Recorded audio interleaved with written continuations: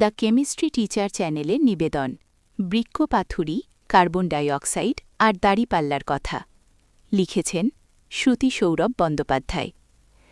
2011 সাল নাগাদ স্কটল্যান্ড দেশের এডিনবারা বিশ্ববিদ্যালয়ের পুরনো ক্যাম্পাস নতুন করে সাজানোর তাগিদে যখন খোঁড়াখুড়ি চলছিল, সে সময় আরও অনেক প্রাচীন পুঁথিপত্র, পুরনো জিনিস আর মানুষের হাড়গোড়ের সাথে আস্ত একটা ল্যাবরেটরি ঘরও আবিষ্কার হয়।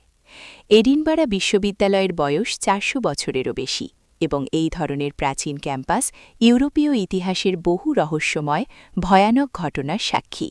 তাই এতে আশ্চর্যের কিছু ছিল না।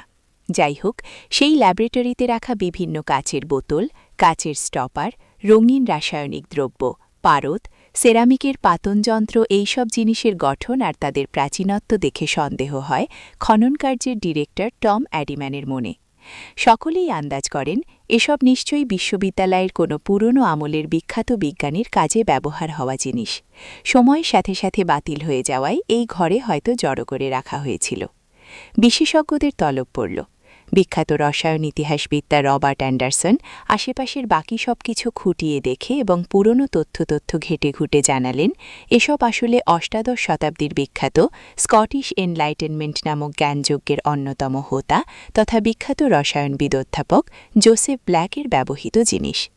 আধুনিক রসায়নের জনক যাকে বলা হয়, সেই ফরাসি বিজ্ঞানী ল্যাভোইসিয়ারও আগে কোনো রসায়নবিদ যদি রাসায়নিক গণনায় চুলচেরা আর ছিমছাম হিসেব নিকেশের ওপর জোর দেন, তবে তিনি হলেন এই স্কটিশ বিজ্ঞানী জোসেফ ব্ল্যাক।